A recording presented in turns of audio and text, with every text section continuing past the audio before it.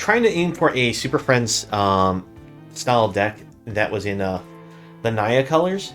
I was originally trying to include the red Planeswalker that generates the little 1/1 devil tokens, can also give all your creatures haste until end of turn. But I ultimately ended up cutting it because it made the mana a little more clunky than I would have liked. And considering the idea, I like the idea of running Phylath in the deck. I think this actually works really well with Jetmir. And the combination of the two of them means that this hits the board, gives us just a ton of tokens because of just the amount of basic lands that we can get out of our deck. Thanks to running Evolving Wilds, the Courtyard, and Roiling Regrowth. The thing is, I think I'm a little greedy on how much mana fetching I have from deck, thanks to these cards. I'm not sure how well it's going to work out, just because, like I said, I'm a little greedy on the number of basics I'm running. The idea is that we also are running Ancient Greenwarden in this deck. It makes it so that way we can play our lands back from our graveyard. That way we can get the landfall drops triggering again for us.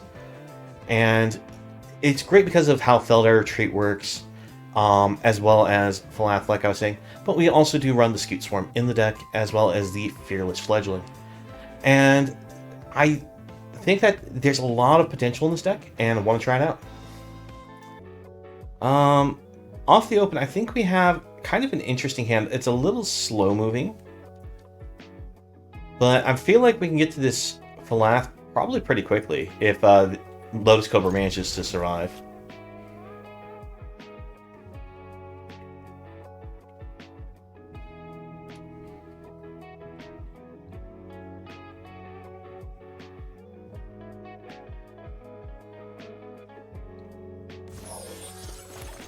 Alright, we'll just start off the Courtyard, go get ourselves the white source.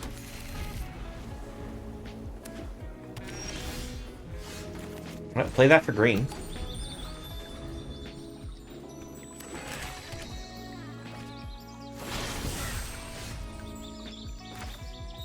Alright, we'll play the Lotus Cobra, play the Evolving Wilds, but you know what? We'll crack it, get ourselves another green source, play another Lotus Cobra.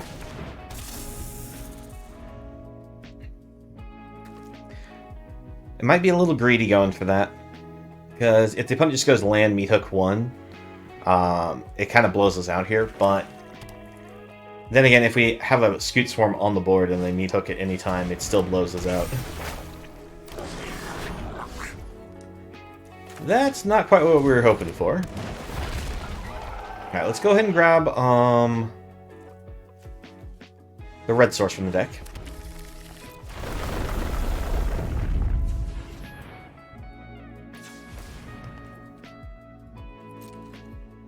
Let's actually attack into their 2/2. I think they keep it. We don't really actually want to trade off our Lotus Cobras, but I think they're going to want to keep their creature as well.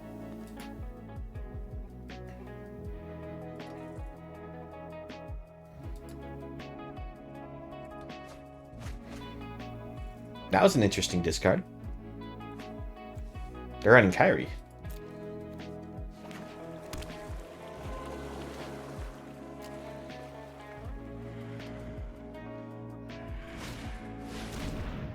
Alright, so they return upon the tides to reanimate Kyrie.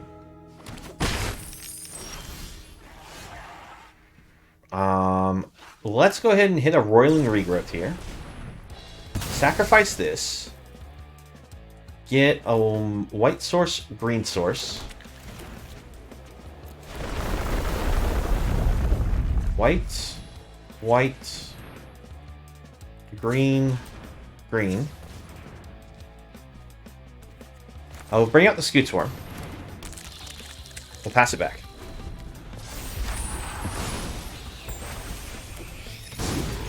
I really would have liked to have been able to Roiling Regrowth with the Scute Swarm in play, but I really want to try to set up so that way we can get Phylath online as soon as we can.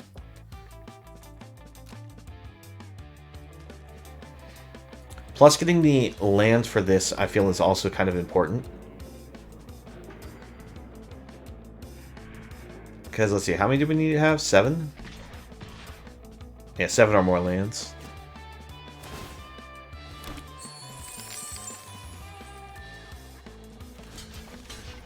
I'm going to take the block here.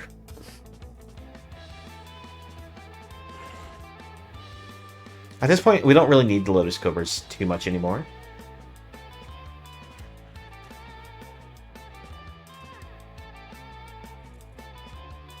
Opponent's definitely thinking something over. They probably have some kind of spot removal. Interesting. They use it to get rid of the Lotus Cobra and not the Scute Swarm. That's how much they prioritize keeping this creature.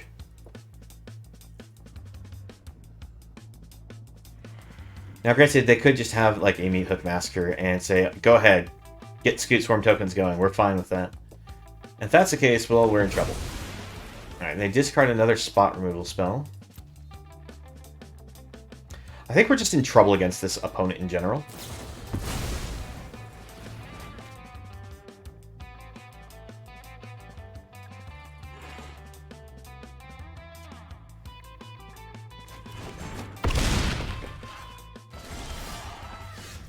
Alright, Field of Ruin actually gives it as a land drop. And we can use that. Let's see. Destroy this. Land will come into play untapped, right? So, get ourselves another land. More Scute Swarms.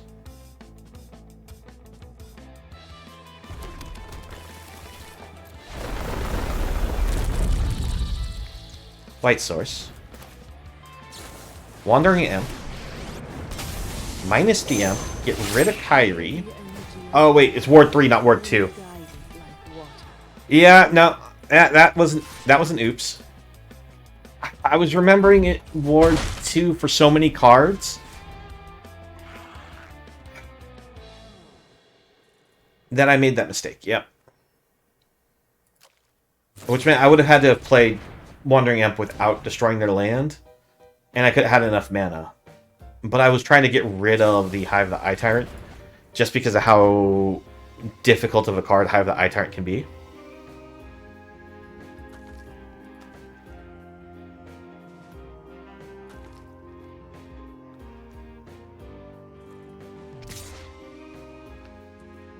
Yeah, that was me punting. I should have read Kyrie just to double check what its ward number was. Alright, opponent's actually going to ignore Emperor. Because they figure they have us dead probably in 2 turns. Probably next turn if they have the Meat Hook. They can't copy Kyrie with this because it's legendary. Because this reads non-legendary. So then copy the token here.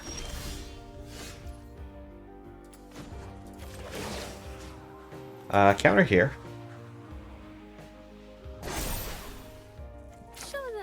Go for Phylath.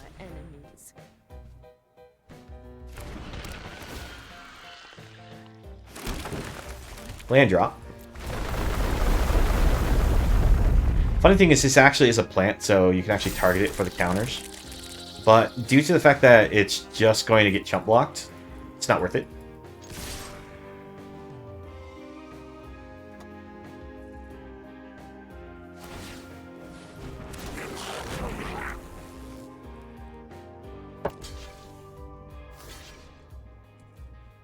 Oh, okay, they didn't jump block it. Interesting.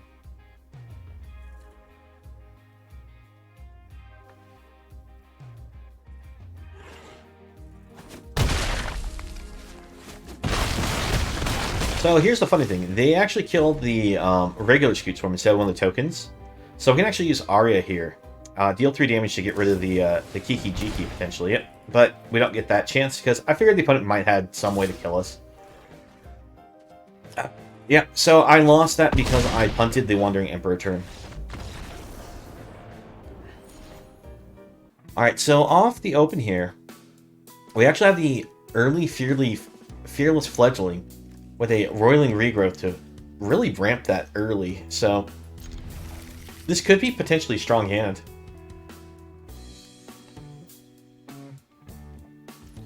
Let's see if the opponent has any early response to it.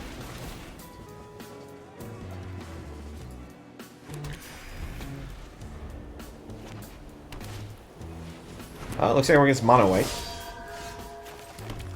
Ooh, we have double pledging. This could actually be really aggressive. Alright. Opponent has an Aspirant. That does hurt. The fact that they're red-white does mean that they have burn options at their disposal.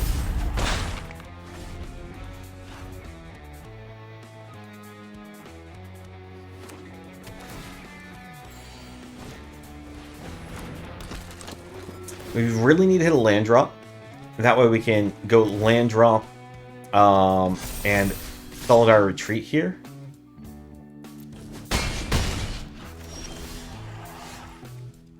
Unfortunately, I can't land drop Felidar Retreat here because of the type of land I got. But by doing this, we do pump a lot of damage against the opponent.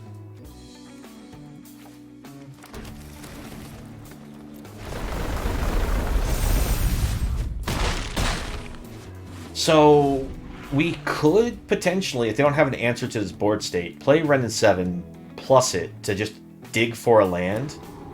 Landfall, win in the air. If we don't die this turn, thanks to Thundering Raiju just bursting damage with double Luminarch Aspirant. Dear sweet Jeebus, the damage.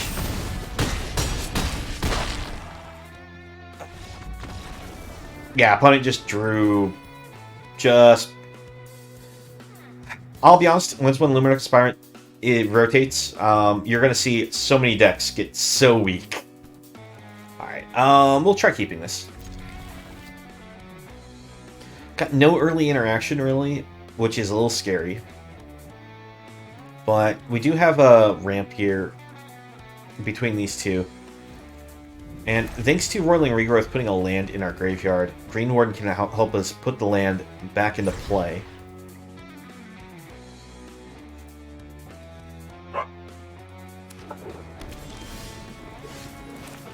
Alright. What are we against? Juari's Disruption. Is this the blue-red aggro, or is this... Alright, let's see. Do you have another Disruption? I'm willing to trade off the Stomper to a Disruption. Alright, no Disruption.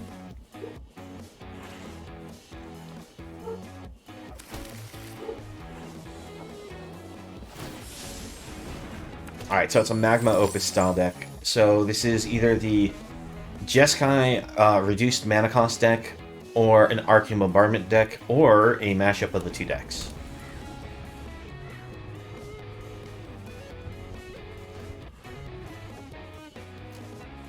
One nice thing about this creature is it does have reach, so if they're the dragon's cost reduction, this actually can potentially protect us. The only drawback to this card is it still costs 6 mana.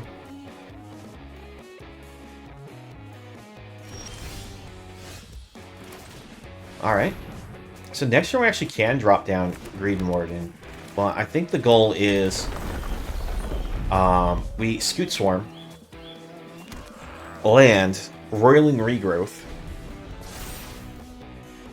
and off the Roiling Regrowth, the 2 lands will generate a ton of bodies on board, along with +1/+1 counters for all of our creatures. Now, I don't want to immediately play Roiling Regrowth necessarily. Might want to see if the opponent goes for some kind of sweep.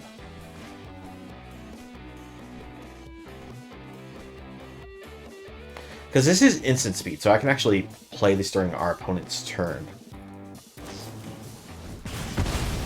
Alright, Flame West Bolts, that's annoying. Still can't block yet, because I need 2 more lands in play for it to be used as a blocker.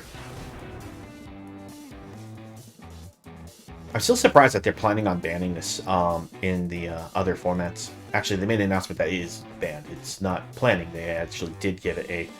It's going to be banned at a certain point in time. Now, it's not going to be banned from Standard, but... Oh, well, that's awkward for the opponent. So that Make Disappear is just going to rot and stay in exile. Alright, let's bring out the Scute Swarm.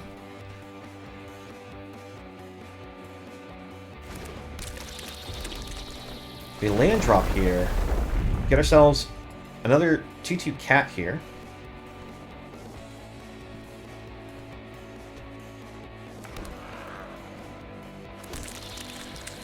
And we pass the turn. Thanks to Boseiju here, we actually can destroy this Fable if we absolutely need to still. Even though it becomes a creature, it's still an enchantment.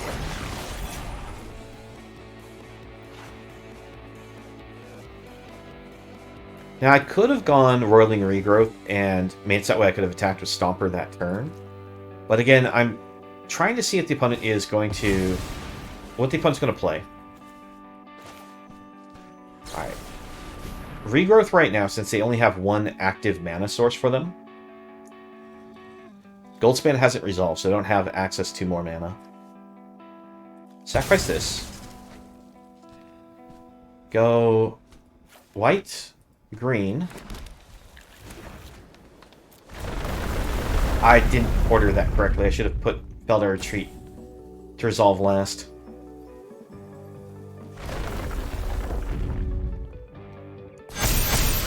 Yeah, I fucked up. Because that would have been that many 3/3 tokens. The auto-ordering on that was a bit awkward. But they don't have enough mana that they can play a burn down right now.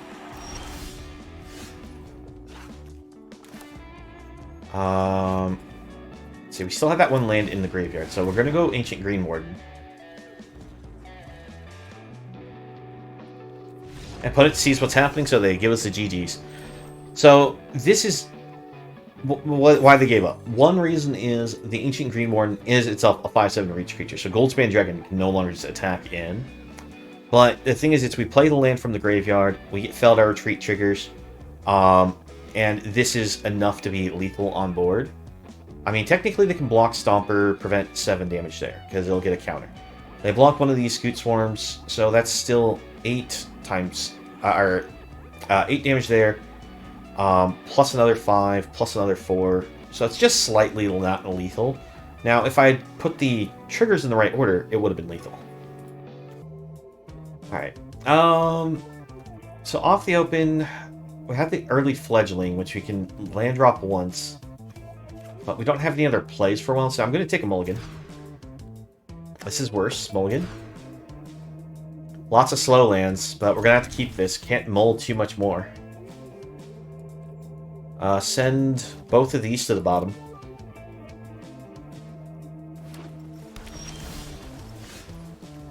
Alright, so we use this, go get ourselves a white source.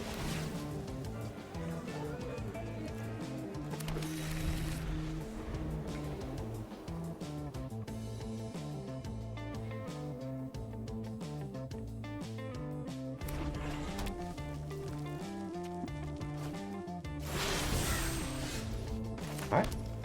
Get our Fledgling to the board. That's a Sock coming, that doesn't do anything to us.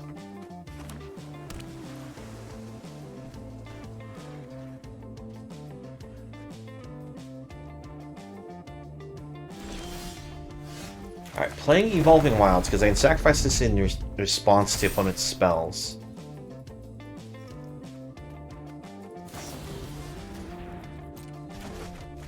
Okay.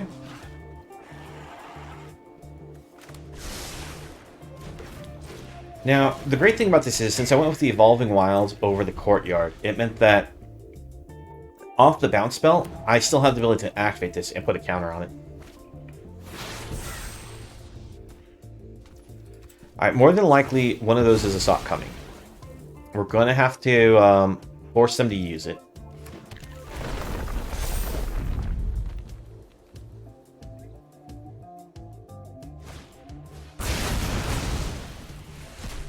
Oh, I thought I did that their end turn. Alright. I missed the phase turns there.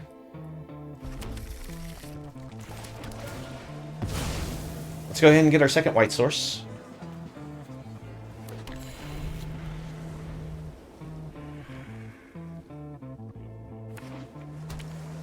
Be great if we can get a hit our Felidar Retreat. That's not going to help us.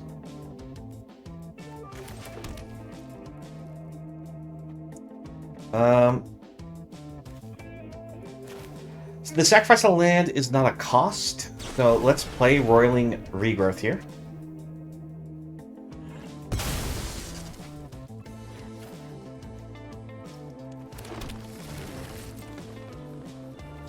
Alright, we start getting an attack in for the 4 damage now. We're going to save our Evolving Wilds. That way if we hit one of our Landfall abilities, we actually have a Landfall trigger to be able to activate anytime.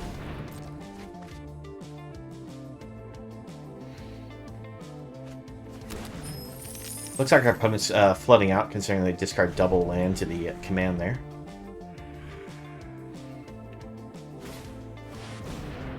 Alright, Imrith.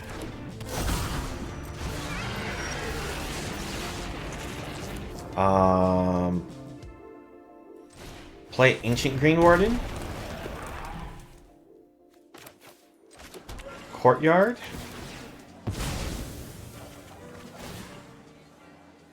White source. Pass it back.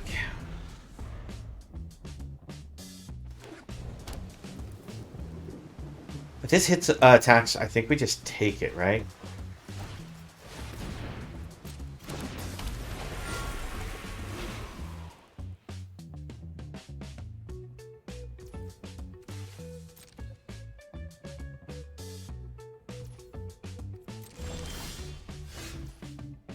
Esika's Chariot's really good.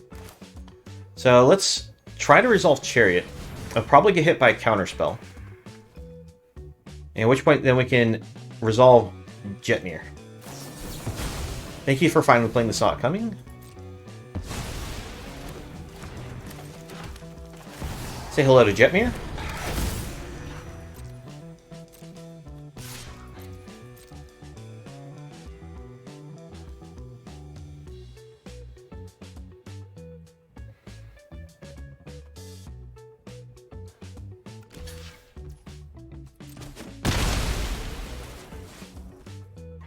Alright. It's a shame that we didn't get any of our landfall cards, considering we got Greenwarden and all these lands to trigger them with, but we are forcing the opponent to use these Prismari commands in desperation draws. And they flooded hard. That's 4 lands they've discarded now. 1, 2, 3, 4, 5, 6. So they've gone through 10 of their lands within the top 18 cards. I kind of feel for the opponent. I've been there. 1, 2, 3, 4, 8, 9, 10, 11, 12. I mean, we're actually through more lands.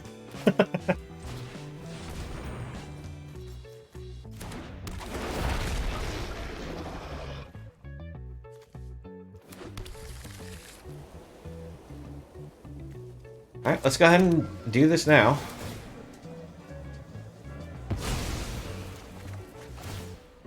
I really should just have been stacking up the Evolving Wilds just to be ready for once when we hit a landfall card, but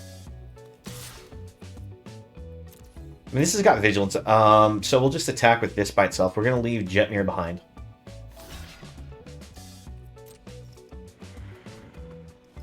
Do they have another burn spell for damage? Alright, Dragon's Fire. That's fair. It's kind of a good thing that we traded now, than potentially later, because if they... We'll just do an X1 here real quick. That way we can have another creature on board for the purpose of Jetmir. If I waited longer and they top-decked another burn spell, they could have just double burned it off. But we get there because they flooded hard. We flooded, but we are ramp deck, so we're kind of meant to get the lands with the landfall deck. Alright, we'll keep this one.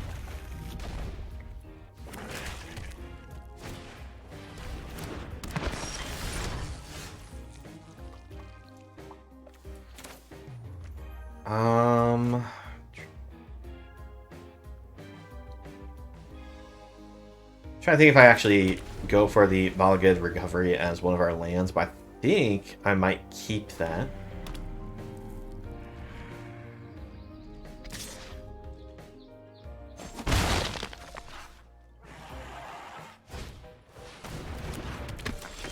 Underdog for our opponent. Good card. Alright, we're going to put the Fledgling out there. It's probably going to bite it to a sacrifice on the Ghast, if not a direct removal spell.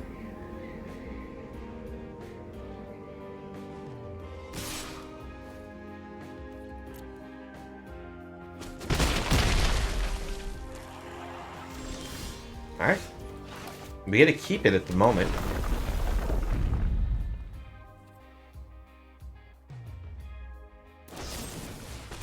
Alright, let them choose the mode. Roiling Recovery, Sacrifice. Get a white source, green source. This way we can play Wandering Emperor and be able to exile this underdog. Now the opponent's thinking, well, you know what? I probably should have just immediately killed that Fledgling. And that's one of those things. If you have this -1/-1 on Ghast, kill it right away. Don't give them the chance to landfall and save the card. Because if they played if I played an Evolving Wilds, it'd be the same thing. I landfall, trigger goes on the stack. You have to kill it. If you try to kill it right then, I can just sacrifice the Evolving Wilds in response to the trigger and save it. Alright, opponent Invoke Despairs. I guess we're still gonna have to play this for our land for the turn. And we're gonna pass. I could have gone Felidar Retreat, played that for my land, but I wanted Wandering Emperor get rid of this. I didn't want to do it during my main phase, because if they wouldn't land, animate, and attack, it just would have felt like a waste of an Emperor. Anyone who harms my soul must contend with me.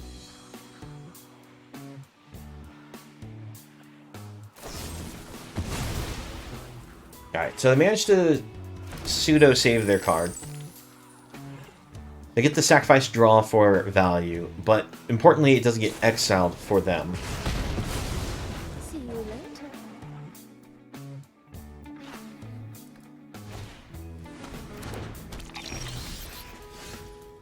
Alright, let's see here. I think Felidar Retreat land here is a good play.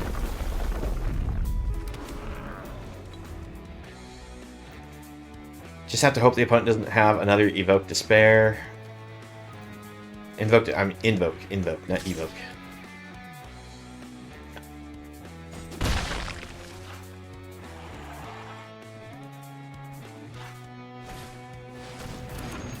Alright, opponent gets a Chariot.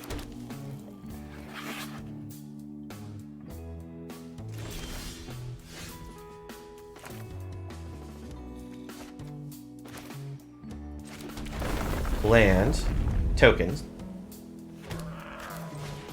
Wrenn, token, they prepare for war. Let's see. We can still activate Field of Ruin, destroy this, and let's see, how much mana would we have left over? 1, 2, 3, 4, 5 mana effectively. You could have such power. A gift in exchange for loyalty. So if we had an untapped land off the plus on Wrenn and Seven, we could use this, do Greenwarden.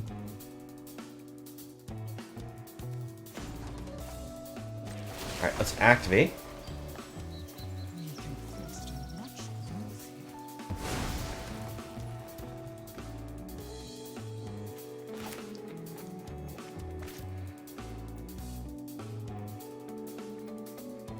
I think what I'm going to do is actually, I'm just going to Greenwarden right now. Instead of going for the Field of Ruin Courtyard, this way I get myself a lot of triggers here.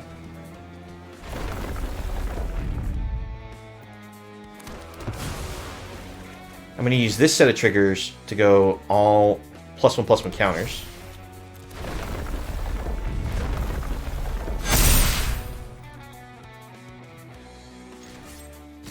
Attempt to hit Lolth. Unfortunately, I am making it so where they can use their Eye Twitch here as a blocker and get themselves a spell. But I think it's still the better than sitting back at this point.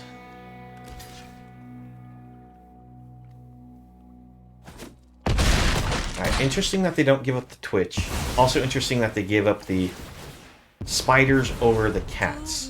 Most of the time you want to keep the spiders over the cats because, you know, they have reach and they are menace creatures. Even though they only have 1 toughness.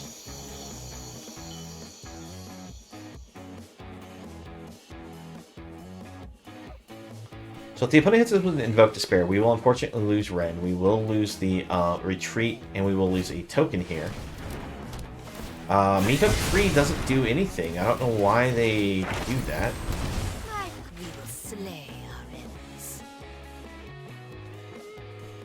I think that's just the opponent just giving up there.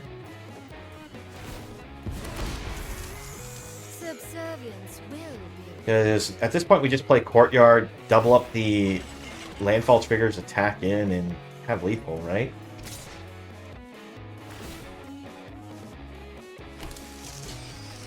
Alright, well, we'll give that a block.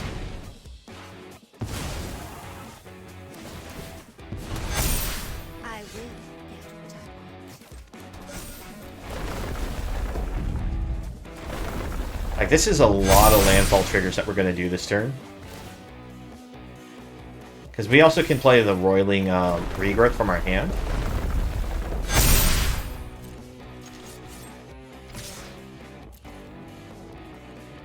And for fun, we'll just show them that we have this as well. Ah, come on, opponent. You didn't want to see how much damage you take? Oh man, that'd actually be a ton more damage, because that's not just 2 landfall triggers. That's actually 4 landfall triggers because of Greenwarden. So that would be an extra 4 counters for everything. Let's see, 4, 5, 6. 6 times 4, 24 more damage. Yeah, just a little overkill. So here in Landfall Tokens, it's a deck that looks like it can work, but needs a little fine-tuning. The Aria here, I thought it would work better than it ever did. We just ended out against a lot of other decks that use tokens. So it was just this really awkward spell. I don't think it's that usable in the standard in a main board best of 1 series. If you're in a best of 3, it's a good side deck card. But I think you need some just better spot removal for the early threats that come from playing against anything in general. Like just having some type of spot removal in general is good. That's why I like the Wandering Emperor in the deck, because it's spot removal, because it's tokens. It does a lot for the deck.